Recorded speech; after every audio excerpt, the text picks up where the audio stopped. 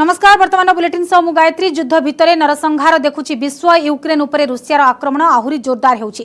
प्रथमे यूक्रेन सैन्य एवं विभिन्न संस्था उपरे आक्रमण करुवा मस्को एबे साधारण लोकंकु टार्गेट करिछि। बुचा सहर में मानवीय हत्या होइथिबा अभियोग करिछि यूक्रेन। सहरर विभिन्न स्थान में पड़ी रहिछि कुड़ मृतदेह। साधारण लोक एवं महिला टार्गेट करी हत्या करुछंती पुतिन सेना।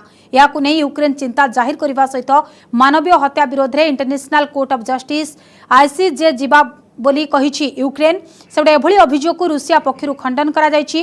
राजधानी कीव ठारू मात्र 50 किलोमीटर दूर बुचारे एभली नरसंहार समस्तंकु व्यथित करिछि।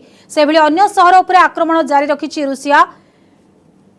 माइकेलिव शहर उपरे जोरदार होइछि रॉकेट माड़। एथिरे 10 जनक मृत्यु होइथिबा बेले 50 जन आहत होइछंती। अनेक स्कूल हॉस्पिटल उपरे बोमा वर्षा करिछि रूसिया सेना। बुचा शहर रे होइथिबा नरसंहार को नै तीव्र प्रतिक्रिया प्रकाश करिछि अमेरिका।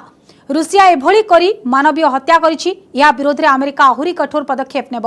मस्को विरोध में समस्त देश एक हेबा जरूरी बोली कहिसंती अमेरिका राष्ट्रपति Joe Biden.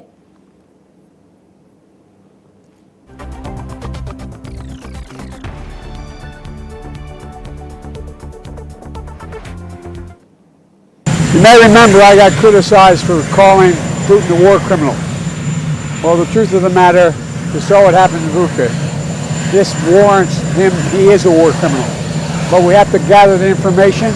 We have to continue to provide Ukraine with the weapons they need to continue the fight. And we have to gather all the detail so this can be have a war crime trial. This guy is brutal. And what's happening in Bucha is outrageous. And everyone's seen it. कि इस समय उतनी तेजी से या उतने बड़े पैमाने पर रूस हमला नहीं कर रहा है जितना उसने शुरुआती दिनों में किया था। इस समय रूस की सेनाएं पीछे की तरफ हट रही हैं। ये जो कुछ भी आपको दिखाई दे रहा है वो ये है कि निशान क्या छोड़ के गई हैं रूस की सेनाएं। चाहे वो कीव के आसपास उन्होंने घेरा डाला हो, चाहे वो मरियापुल में इस वक्त भी उनका घेरा हो। खार्किव की बात करें तो जिन इलाकों से, बूचा की बात करें, इरपिन की बात करें, जिन इलाकों से रूस की सेना जा चुकी है वहां तबाही और बर्बादी के निशान आपको स्पष्ट दिखाई दे रहे हैं। और बूचा में खास तौर से रूस की सेना पर बड़ा आरोप लग रहा है कि 57 सिविलियंस को, 57 आम नागरिकों को उन्होंने हाथ पैर उनके बांधे, उसके बाद पैर और सिर में गोली मार दी। ये एक बहुत बड़ा आरोप है। ये युद्ध अपराध की श्रेणी में आता है।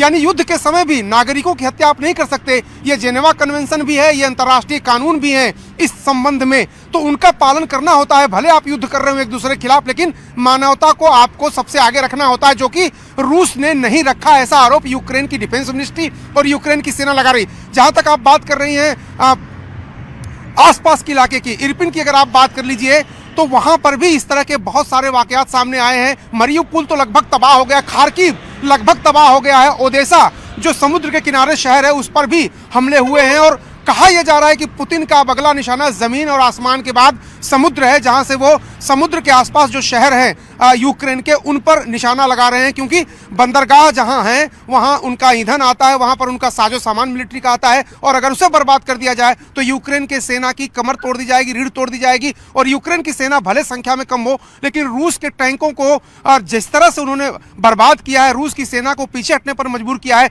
जाहिर सी बात है रूस जो है अपनी रणनीति पर दोबारा विचार कर रहा है।